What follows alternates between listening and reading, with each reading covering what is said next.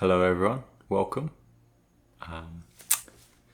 Today I want to make a video about the self dropping, or kind of what I notice with people that I'm working with in one-on-ones is they're kind of waiting for this, kind of imaginary moment where the self just finally drops, or there's like this click and then everything kind of everything makes sense and everything is all sort of clear now, all this big sort of release. And that sort of, that thought of that waiting, because sometimes they don't even really voice it because it just seems so like, no, this is the case. You haven't had recognition, and then there's a click, and then there's recognition. And that thought is a great way of the mind putting awakening on, like the carrot on the stick analogy. Like it just keeps it one step ahead of you. Just after that final click, just after that sort of, the sense of self drops away. And just for a little context, what's seen is, it's not like the sense of self drops away. What's seen is it was never there. That you never actually had and sort of a concrete self, in the sense that it independently existing apart from reality. It's more that it's seen to be more of just a movement, in the same way there's movement in thought, movement in sound.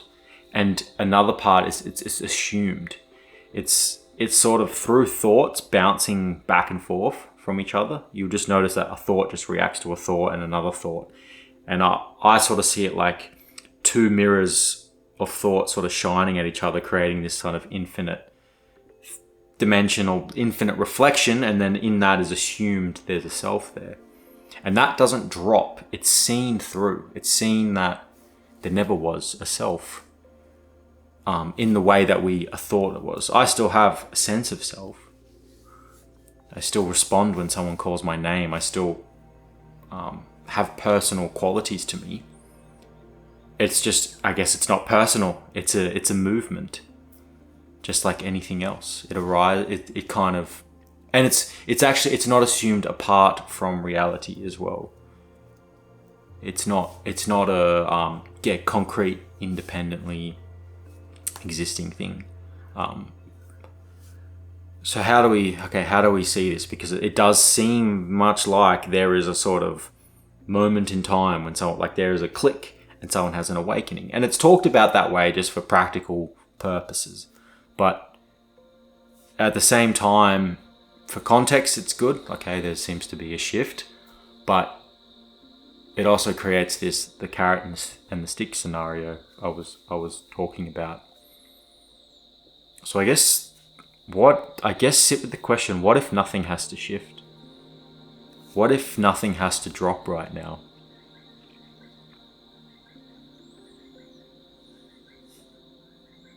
What if the only block between you and seeing clearly is the thought, I need something to shift, or some big expansive experience is going to happen? Because we hear about those stories, but they're just experiences. And a mind creates expectation. What if it can just be a subtle, Because what I'm saying here is this is already clear. Nothing needs to shift. The only thing that needs to shift is we need to stop believing in a future where a shift can happen. Because that's the seeking mechanism. The seeking mechanism is always looking to a future. That's what it survives on. It survives on a future moment where it wakes up. A future moment where there's relief, where suffering stops. Or it's always looking for a future moment. But can you find anything other than this when you look at your direct experience? Is there anything outside of this? Because the mind will, I'm looking for an experience of, that's an experience, and all experiences seem to come and go. There's only this moment. What if nothing needs to change for reality to be awake? What if you're already staring awake reality directly in the face?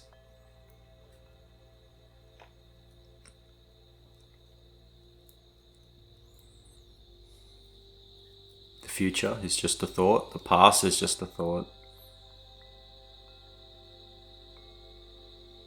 It's only this now, this moment. The moment I was talking a minute ago, it's gone, and just this new one arising. Is there anything outside of this?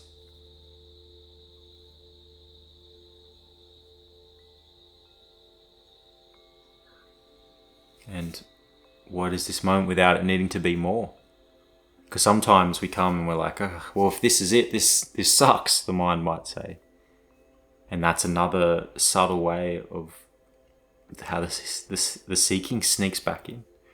Because it goes, oh, this isn't that good. Oh, it needs to be better. It's like, what if I drop that whole paradigm of this moment needing to be better? What's this moment without it being a problem, without problems, without the story of it being a problem? What's this moment without it needing to be changed?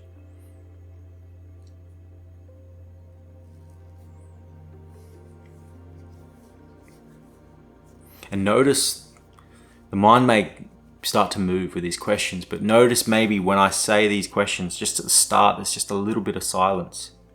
That silent reply, the point where the mind goes, kind of stops. And just keep going back there.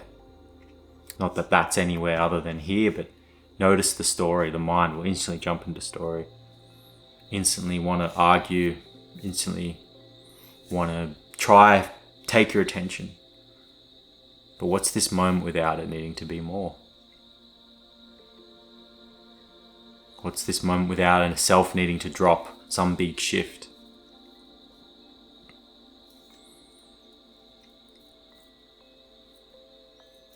And that silence, that mind not being able to respond, that beats any talk, any sort of philosophy. I could talk for hours and it would not beat that silence, that unknown. The mind doesn't like the silence because it doesn't understand it. It can't know it. It can't wrap itself around it. But you'll never wrap your mind around truth. You'll never get it. The mind never gets it. The mind just says, I don't know, and throws its hands in the air.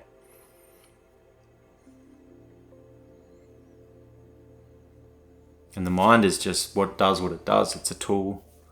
It's not inherently negative. Thoughts aren't inherently negative. They're not malicious. They're innocent.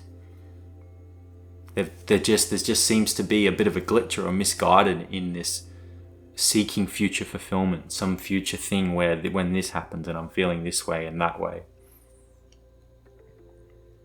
But that's all in the paradigm of duality and thought. What if we just drop that whole paradigm of some future, some moment better than this?